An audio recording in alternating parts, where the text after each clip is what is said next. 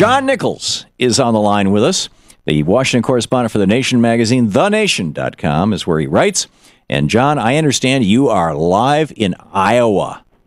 We're trying to track down what remains of Newt Gingrich's campaign, Tom. The rapidly vanishing bus/book tour? Oh, my gosh. Yeah, I mean, if there was anybody left who thought that Newt Gingrich was a legitimate candidate, I think the fact that he completely blew the filing for his home state of Virginia and then announced on Christmas Day that it was okay he didn't get ballot status in Virginia. He was going to launch an aggressive write-in campaign there, only to be informed that Virginia doesn't allow write-in votes in primaries. Right. It's just so many things have gone so ridiculously bad for Gingrich in the last 3 or 4 days that I think we can say, honestly, and perhaps a little ahead of the curve here, that the real prospect for next week is that Gingrich might not finish in the top 3 in Iowa. He might finish 4th, even 5th, as his campaign collapses. But that's a very big deal news-wise, because that means who gets into that 3rd slot in Iowa could well be sort of a revitalized Rick Perry or Rick Santorum. Or even a Santorum. Yeah, I think Santorum is the one guy that has not yet been tarred with a brush that offends right-wingers. And it's a big deal, too, because here's where it goes. If Iowa sends 3 people with tickets out, then you go to New Hampshire, which gets messed up a little bit by the Huntsman candidacy, taking votes away from Romney, and it's all complicated up there. Then you head for the South. There's an awful lot of polling that suggests the South is just not going to go for Romney.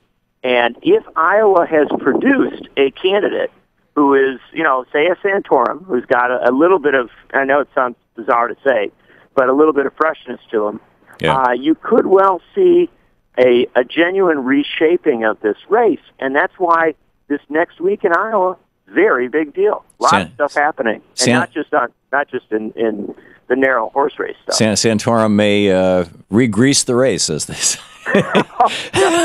Let's be careful where we go. You know what I found particularly interesting about Virginia was that the Gingrich campaign actually turned in 11,500 voters, and they were Republicans, and they were certified as Republicans. I mean, they were actual Republican signatures. But for the first time in its history, in the past, the Republican Party has looked at these lists and said, are there 10,000 people on here who are registered Republican voters? The answer is yes or no. And in this case, the answer would have been yes.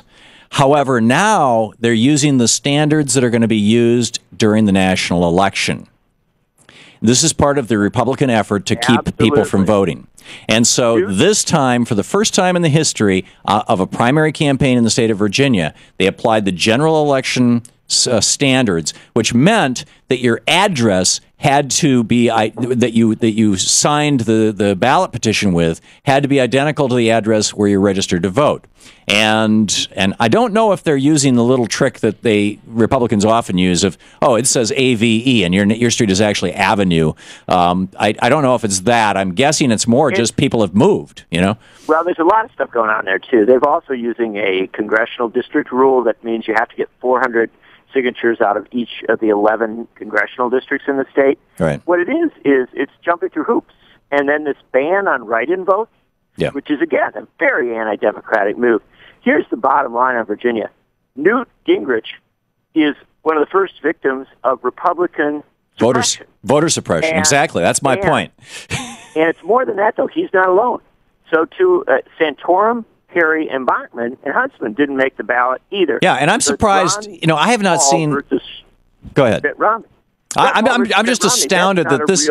I'm just astounded this hasn't been like the screaming headline on all the progressive blogs for the last 48 hours. I almost wrote the article myself 3 times, each time figuring somebody is writing this right now. That the first victim of Republican voter suppression efforts for the 2012 election cycle is Newt Gingrich, and isn't that ironic?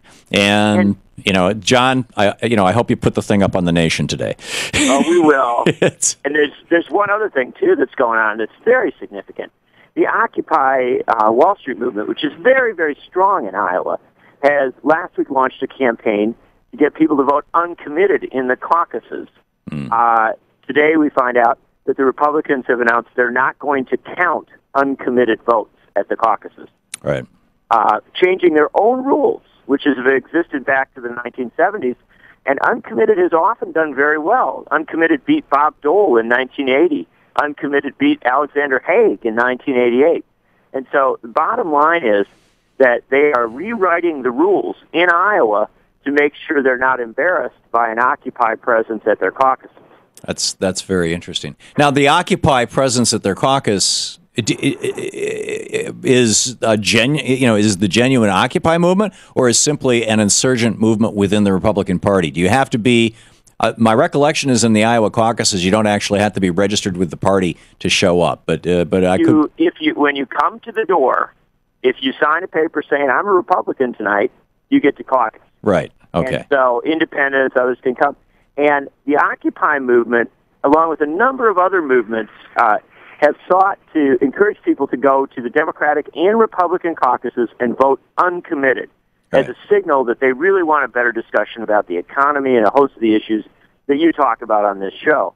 And it's a positive, very thoughtful intervention in the caucus process. And yet we have, obviously it's clear now that the Republicans are going to try and shut it down. It's a very, very undemocratic move, and a real signal of a problem with the caucuses in general, which is that they aren't really open or democratic events. They tend to be constructs of the party. Yeah. The Democratic Party seems to be playing by the rules and not trying to shut out the uncommitted votes. The Republicans are saying they won't count them. Yeah, amazing. On the other hand, a party it's like a club. If I'm a member of a party, this is my club. And that's why for example, I have no problem with the superdelegates that the Democratic Party has. These are people who have spent many, many years in the club. They've committed themselves to the club. And so, they're having an absolute presence there, even if they're not elected at the moment or something like that. I don't have a problem with. So shouldn't a party be allowed to make their own rules?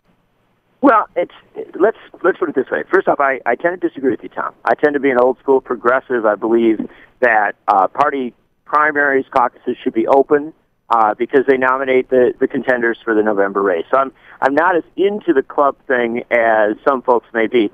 But if we accept that as our construction, then we still got a big problem here, because that club had a set of rules right up until a bunch of folks they didn't like said they were going to come to the caucus. And then they changed the rules. Changing the rules of the club because you think a result you don't like might occur. Yeah, that's not fair. I'm not that much of a club guy. Okay. Good for you, Tom. John Nichols, Washington Correspondent, The Nation magazine, thenation.com. Thank you, John. Thanks, brother. Great talking to you. Always great talking with you.